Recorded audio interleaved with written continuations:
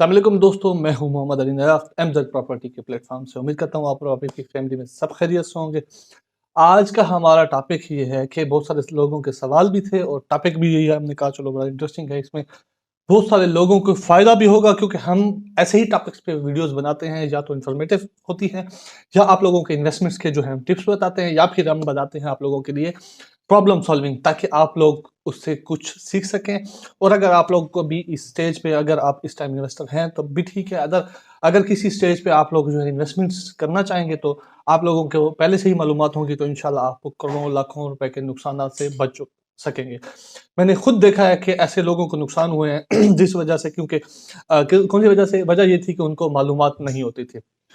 तो आज का हमारा टॉपिक ये है कि आप लोग जो है एग्रीमेंट या स्टाम्प जो है प्रॉपर्टी खरीदते वक्त कैसे लिखें, उसमें क्या क्या चीज़ें इंपॉर्टेंट है और क्या ज़रूरी है जी।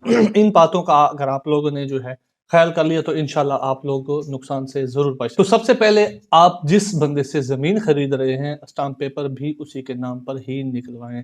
स्टाम्प पेपर जो है कोशिश करें कम मलियत वाला ना हो। आप कम से कम 1200 रुपए वाला स्टाम्प पेपर आप लोगों ने निकलवाना है।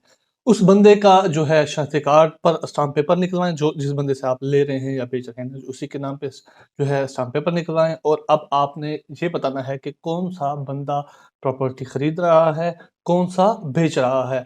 मतलब ये कि सारी तफसील पहले से लिखी होनी चाहिए। अक्सर आकार जो है आप लोग जो है ये चीज़ें जो है मालूमात उसको नहीं देते, तो बैक पे स्टाम्प पेपर किसी और के नाम पे लिखा हुआ होता है। इसमें जो है मैनुअली जो हमारे यहाँ पे खाते चलते थे उसमें ये होता था कि बैक पे दोनों खरीदार और बेचने वाले का दोनों का नाम लिख लिया जाता था। अच्छा, एक और बात जो ज़रूरी है कि आप लोग जब भी करोड़ों रुपए की प्रॉपर्टियाँ खरीद रहे होते हैं, उसमें आप लोग सिर्फ 1200 रुपए का बचत करने के लिए जो है अपना स्टाम्प पेपर हल्का या कम कीमत वाला ही निकलवा लेते हैं। उसमें आप लोगों के लिए बाद में मसाइल जो है होते हैं। आगे वाले बंदे को तकरीबन मालूम होता है कि जो है कम मालियत वाले स्टाम्प से जो है वैलिडिटी का भी मसला है, उसकी वैल्यू भी बहुत ज़्यादा नहीं रहती। तो कोशिश क्या करें कि आप स्टाम्प पेपर जो है कम मलियत वाला ना खरीदा करें। अच्छा, इसके साथ एक और बात जो है, आप लोगों जो है आजकल जो है सिस्टम तकरीबन बहुत सारे अज़ला में जो है ऑनलाइन भी हो चुका हुआ है। तो आप लोग जो है ऑनलाइन वाउचर भरना है। आप लोगों ने वाउचर में आपने सारी मालूमात भरनी है कि आप किससे प्रॉपर्टी ले रहे हैं, प्रॉपर्टी लेने बेचने वाले का दोनों का प्रॉपर्टी का नाम, और उसमें आपका और उसके जो है CNIC लाज़मी है। दूसरी और अहम बात यह है कि आप गवाह ऐसे रखें जो कि आपको जानते, जिनको आप जानते हों, आपके वाकिफ़ हों। अगर जो है खुदा न खास्ता कोई मसाइल होते हैं तो वक़्त पे वो दस्तयाब हों।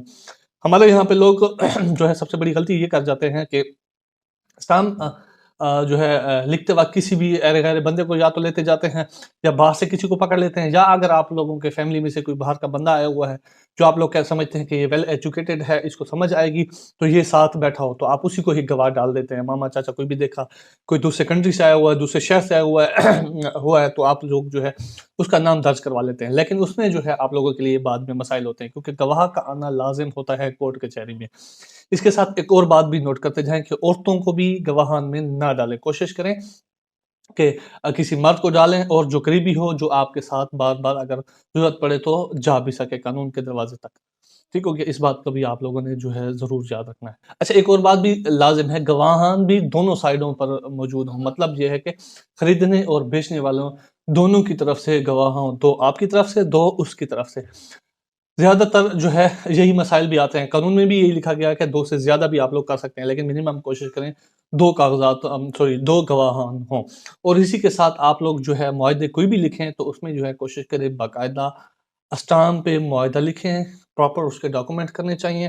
क्योंकि मसला ये होता है कि आप व्हाइट पेपर पे जो है मुआहदे लिख लेते हैं, बाद में आप लोगों के लिए मसाइल होते हैं। क्योंकि स्टाम्प का ये रहता है कि स्टाम्प जो है गवर्नमेंट के पास जो है रजिस्टर होता है, स्टाम्प जो है रजिस्ट्रार जो है होता है, या जो है वसीका नवीस हम जिसको कहते हैं, वो आपके मुआहदे को अपने पास लिख लेता है और वो सरकार के पास भी वो मुआहदा मौजूद रहता है, उसी की तरह जैसे आप लोगों ने लिखवाया होता है।